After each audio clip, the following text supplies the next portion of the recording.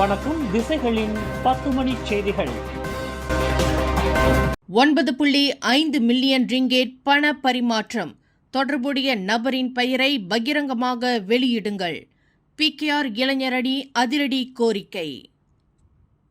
Corporate mafia ஊழல் விவகாரத்தில் ஒரு PKR நாடாளுமன்ற உறுப்பினருக்கு 9.5 மில்லியன் ரிங்கேட் வழங்கப்பட்டதாக கூறப்படும் புகாரில் அந்த நபர் யார் என்பதை பகிரங்கமாக வெளிப்படுத்துமாறு PKR இளைஞர் பிரிவு தலைவர் அடம் அட்லி வலியுறுத்தியுள்ளார்.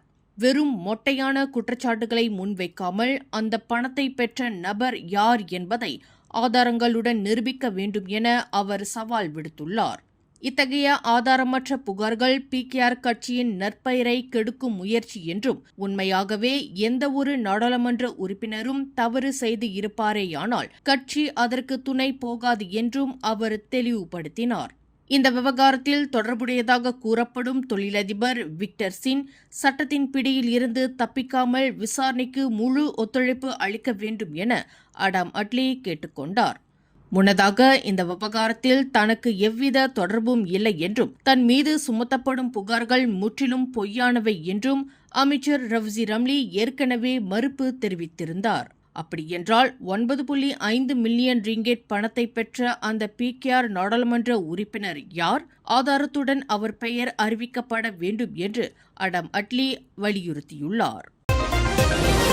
கார்ப்பரேட் மாஃபியா முறைகேடுகள் தொடர்பாக புகார் கூறப்பட்டுள்ள அனைத்து தரப்பினரையும் பாரபட்சமின்றி விசாரிக்க வேண்டும் என தாசே குலுகோர் நாடாளுமன்ற உறுப்பினர் டத்தோவான் சைஃபுல் வான்ஜான் வலியுறுத்தியுள்ளார். கார்ப்பரேட் ஊழல் தொடர்பாக முன்னாள் PKR துணைத் தலைவர் ரஃபிசி ரம்லி வெளியிட்ட தகவல்கள் அதிர்ச்சி அளிப்பதாகவும், இது அரசாங்கத்தின் நேர்மையை கேள்விக்குறியாக்குவதாகவும் அவர் குறிப்பிட்டுள்ளார். பிரதமர் டத்தோஸ்ரீ அன்வார் இப்ராஹிமுக்கு நெருக்கமானவர்கள் இந்த விவகாரத்தில் சம்பந்தப்பட்டிருப்பதாக எழுந்துள்ள புகார்களுக்கு அரசாங்கம் உடனடியாக விளக்கம் அளிக்க வேண்டும் என வான் சைஃபுல் கோரியுள்ளார்.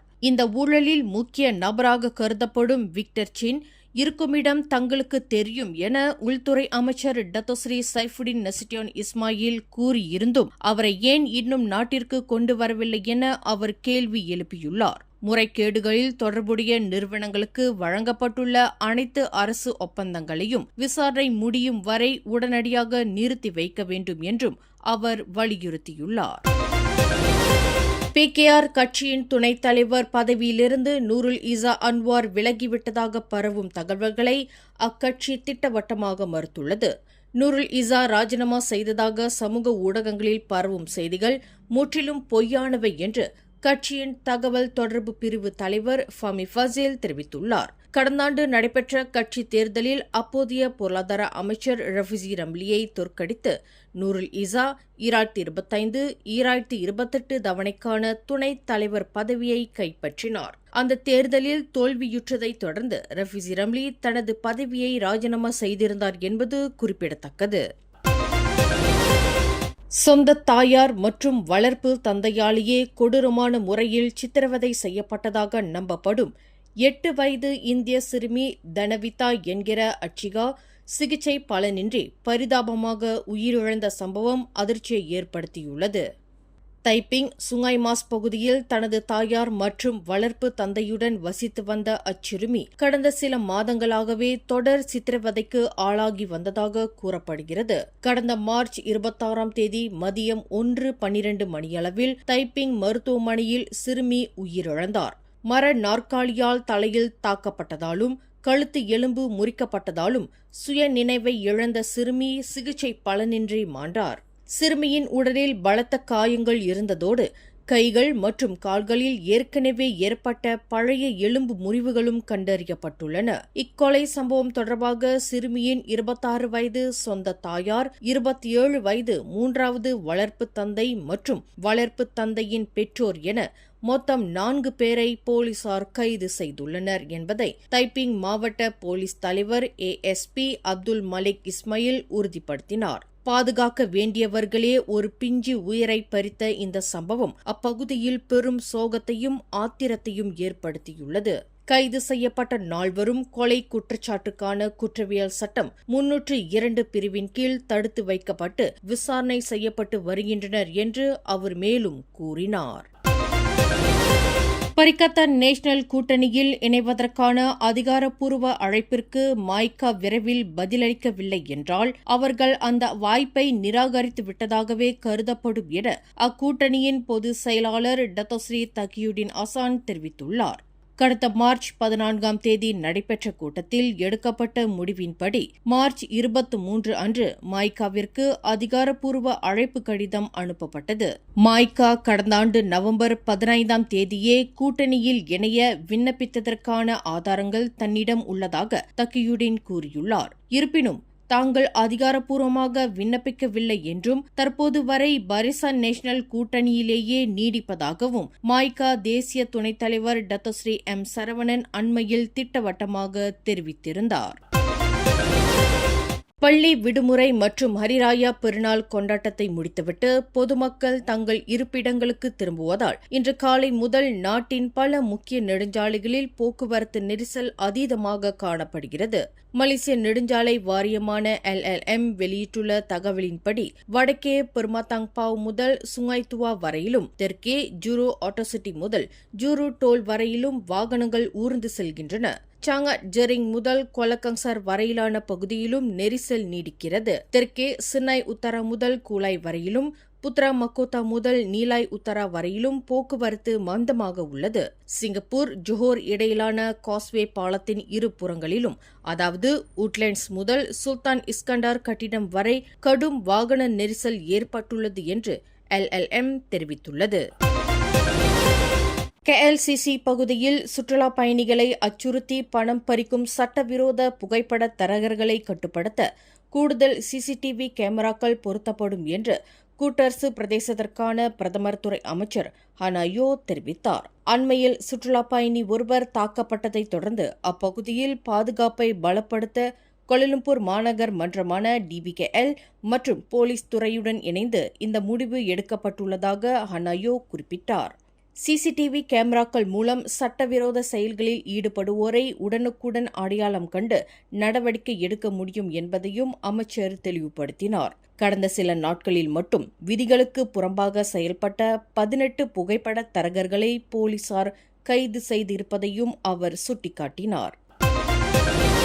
தற்போதைய கடும் வெயில் காரணமாக மலாக்காவிலுள்ள 3 முக்கிய அணைகளின் நீர்மட்டம் 10 முதல் 30% வரை குறைந்துள்ள போதிலும் நிலைமை இன்னும் சீராகவே இருப்பதாக மாநில அரசு தெரிவித்துள்ளது. தற்போதைய நிலவரப்படி டூரியான் துங்கால் அணையில் 70%, ஜூஸ் அணையில் 60%, அசஹான் அணையில் 90% நீர் இருப்பு உள்ளது. இதுகுறித்து கருத்து தெரிவித்த பொதுப்பணி மற்றும் உள்கட்டமைப்பு துறை அமைச்சர் ஹமீத் மைதீன் குஞ்சு பஷீர், நீர்மட்டம் குறைந்தாலும் கவலைப்படும் அளவிற்கு பாதிப்பு இல்லை என தெரிவித்தார். வானிலை ஆய்வு மையத்தின் கணிப்பின்படி அடுத்த மாதம் மேற்கு கடலோர பகுதிகளில் அதிக மழைப்பொழிவு இருக்கும் என்பதால் அணைகளுக்கு மீண்டும் நீர் வருவது அதிகரிக்கும் என எதிர்பார்க்கப்படுவதாக அவர் குறிப்பிட்டார். சபா மாநிலத்தின் மீதான உரிமை கோரல் என்பது பிலிப்பீன்ஸ் நாட்டில் தேர்தல் காலங்களில் பயன்படுத்தப்படும் ஒரு வெற்று அரசியல் தந்திரம் என்று சபா முதலமைச்சர் டத்தோஸ்ரீ ஹஜிஜினோர் தெரிவித்துள்ளார். பிலிப்பைன்ஸில் செனட் தேர்தல்கள் நெருங்கும் வேளையில் அங்குள்ள சில தரப்பினர் வேண்டுமென்றே சபா விவகாரத்தை ஒரு விவாத பொருளாக மாற்றி வருவதாக அவர் குறிப்பிட்டார். மலேசிய கூட்டமைப்பின் ஒரு அங்கமாக சபா இணைந்தது இறுதியானது என்றும் இது ஐநாவினால் அங்கீகரிக்கப்பட்டது என்றும் அவர் சுட்டிக்காட்டினார். சபாவின் அந்தஸ்து குறித்து மேலும் விவாதிக்க வேண்டிய அவசியமே இல்லை. மக்கள் ஏற்கனவே மலேசியாவுடன் இருக்க முடிவெடுத்து விட்டனர் என்று அவர் உறுதிபட தெரிவித்தார். இத்தகைய ஆதாரமற்ற உரிமை கோரல்கள் இரு நாடுகளுக்கும் இடையிலான உறவை பாதிப்பதோடு தேவையற்ற குழப்பத்தையே விளைவிக்கும் என்றும் அவர் எச்சரித்தார். மலேசியாவின் இறையாண்மையையும் எல்லை ஒருமைப்பாட்டையும் அனைத்து தரப்பினரும் மதிக்க வேண்டும் என ஹஜிஜினோர் கேட்டுக்கொண்டார். இந்திய முஸ்லிம் உணவகங்களின் செயல்பாட்டு செலவுகள் 30 விழுக்காடு வரை அதிகரித்துள்ளதாக கூறப்படும் புகார் குறித்து விளக்கமளிக்க வருமாறு மலேசிய இந்திய முஸ்லிம் உணவக உரிமையாளர்கள் சங்கமான பிரஸ்மாவிற்கு உள்நாட்டு வணிகம் மற்றும் வாழ்க்கை செலவின அமைச்சு அழைப்பு விடுத்துள்ளது. உணவக செலவுகள் 10 முதல் 30 விழுக்காடு உயர்ந்துள்ளதாக கூறப்படும் புகாருக்கு தகுந்த ஆதாரங்களையும் தரவுகளையும் சமர்ப்பிக்குமாறு துணை அமைச்சர் ஃபூசியா சாலே கேட்டுக் கொண்டுள்ளார். உணவுகளின் விலை உயர்வு என்பது உண்மையான செலவினங்களின் அடிப்படையில் மட்டுமே இருக்க வேண்டும். லாப நோக்கத்திற்காக தன்னிச்சையாக விலையை உயர்த்தினால் விலை கட்டுப்பாடு மற்றும் லாபமீட்ட தடுப்பு சட்டம் 2011 கீழ் கடும் நடவடிக்கை எடுக்கப்படும் என அவர் எச்சரித்துள்ளார். உலகளாவிய பொருளாதார அழுத்தம், விநியோக சங்கிலி பாதிப்பு மற்றும் மின்சாரம், எரிவாயு போன்ற பயன்பாட்டு கட்டணங்களின் உயர்வு காரணமாகவே இந்த செலவின அதிகரிப்பு ஏற்பட்டுள்ளதாக பிரஸ்மா தலைவர் முகமது மோசின் அப்துல் ரசாக் முன்னதாக தெரிவித்திருந்தார். பினாங்கில் புகழ்பெற்ற புலாவ் கசும்போ தீவு கூகுள் வரைபட செயலியில் திடீரென புலாவ் ஸ்ரீ அமான் என்று பெயர் மாற்றப்பட்டிருப்பது பரபரப்பை ஏற்படுத்தியுள்ளது. கசும்போ தீவு புலாவ் ஸ்ரீ அமான் என்றும் அதன் அருகில் உள்ள ஒரு மணல் திட்டு புலாவ் ஸ்ரீ முத்தியாரா என்றும் கூகுள் வரைபடத்தில் குறிப்பிடப்பட்டுள்ளது. இது அதிகாரப்பூர்வமாக செய்யப்பட்ட மாற்றமா என்பது குறித்து மாநில அரசுக்கு தகவல் இல்லை. விடுமுறை நாள் என்பதால் இந்த தீவுகள் புதிய பெயரில் எவ்வாறு பட்டியலிடப்பட்டன என்பது குறித்து தங்களுக்கு தெரியாது என்று தொடர்பு கொள்ளப்பட்ட அரசு உயர் அதிகாரிகள் தெரிவித்துள்ளனர். பினாங்கு பாலம் கட்டப்பட்ட போது ஏற்பட்ட மணல் குவிப்பால் 1983 முதல் 1986 காலகட்டத்தில் இந்த செயற்கை தீவு உருவானது. சுமார் 30 ஆண்டுகளுக்கு முன்பு கடல்சார் உயிரியலாளர்களால் இதற்கு கசும்போ என்று பெயரிடப்பட்டது. மேலும் செய்திகளை தெரிந்து கொள்ள கீழே இருக்கும் பெல் பட்டனை அழுத்துங்கள்.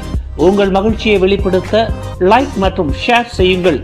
தொடர்ந்து திசைகளோடு இணைந்திருக்க சப்ஸ்கிரைப் செய்யுங்கள்.